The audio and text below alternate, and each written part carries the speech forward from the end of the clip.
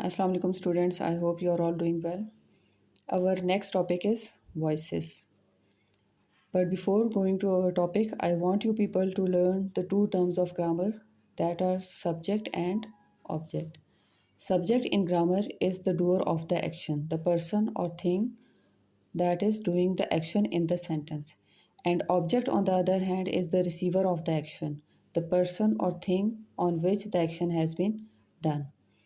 Here is an example. She writes a story. What is the action that is going on in this story? Action of writing. Who is doing that action?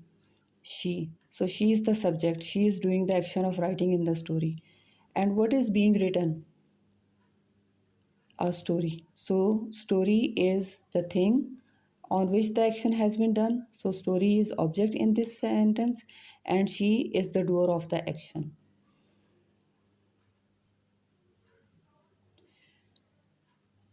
Now look at these sentences. Ali helps Raza, and second sentence is Raza is helped by Ali. In both the sentences, the same message is given.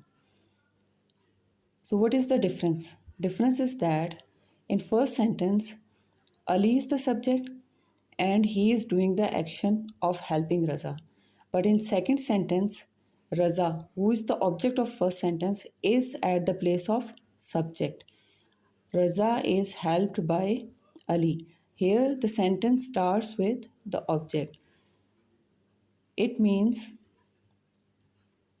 we have just changed the structure of the sentence by putting the object at the start of the sentence. This is done in voices. So, voices is a form of verb that tells you subject is doing the action or the person or thing that is denoted by subject is affected by the action. For example, here Raza is at the place of subject, but action has been done on Raza. So Raza is object in this sentence, and help here is in active voice and is helped here is in passive voice.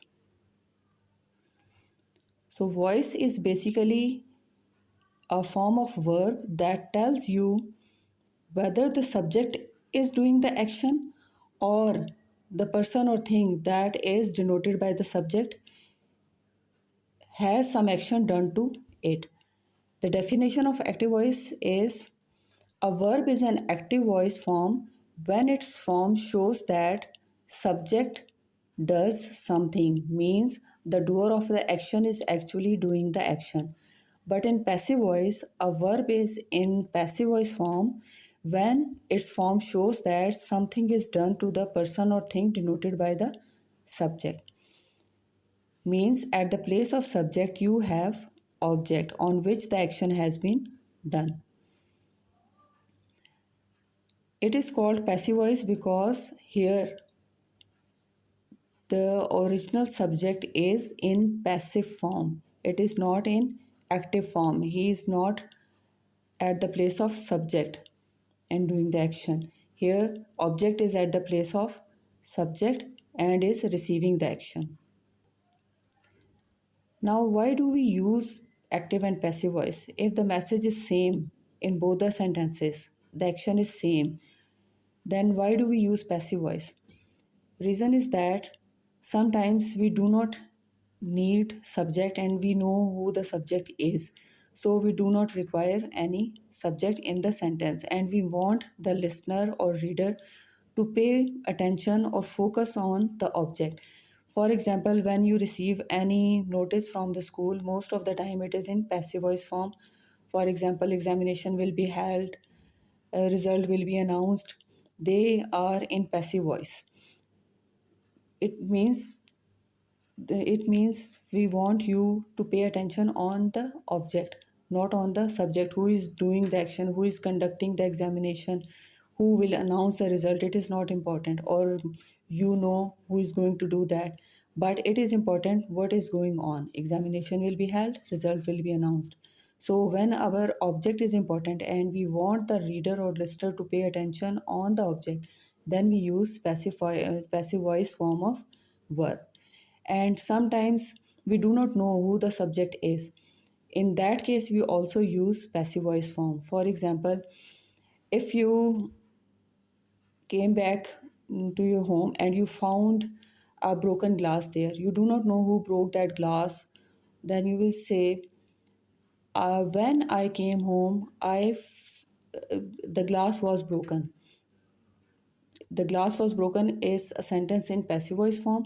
So when you do not know the subject, you use passive voice form, and basically you use passive voice form when you want the listener or reader to pay attention on the object.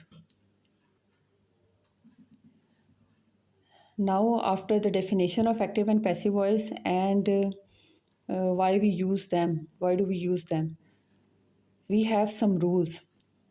When we want to change active voice into passive voice, we have to follow some rules.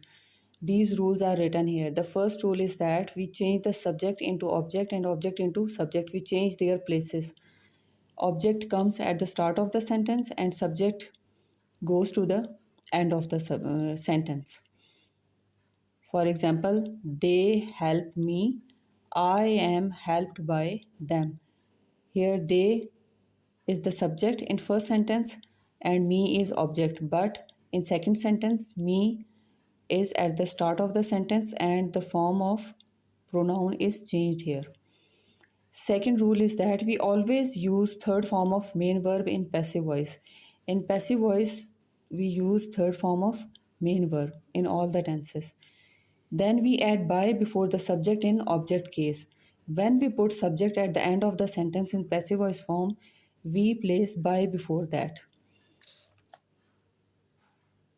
Next rule is that changes in pronoun. When we change the subject into object and object into subject means we replace them, we change their positions, then we have to make changes in pronouns. Here in sentence they help me, subject is they and pronoun they is changed into them in passive voice form. And in the same sentence me here in first sentence, which is in active voice, is at the place of object and it is the objective case of pronoun I. So when we put it at the place of subject, we changed its form from objective case to subjective case, that is I. I is changed into me when we put it from subject's position to object position.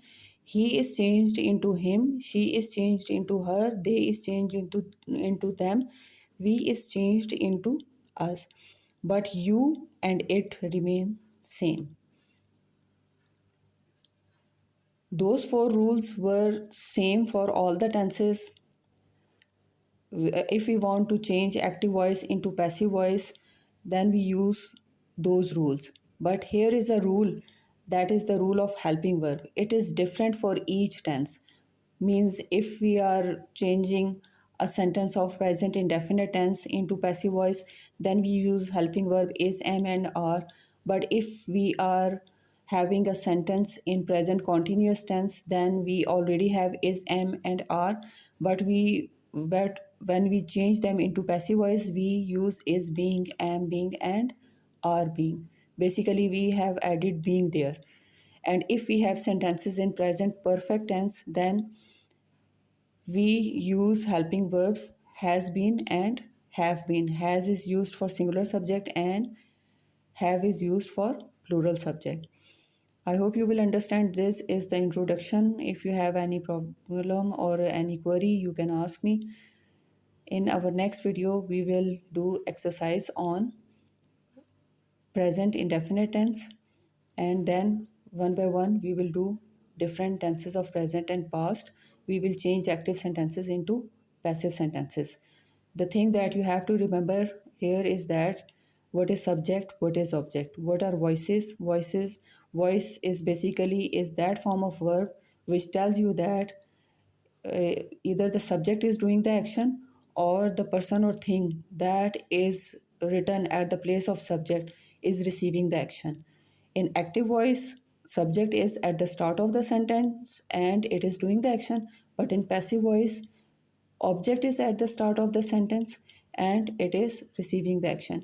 And I have told you that the reason of this change, we want reader or listener to pay attention on the object. Our object is important and we want the listener or reader to pay attention, to focus on the object rather than on subject.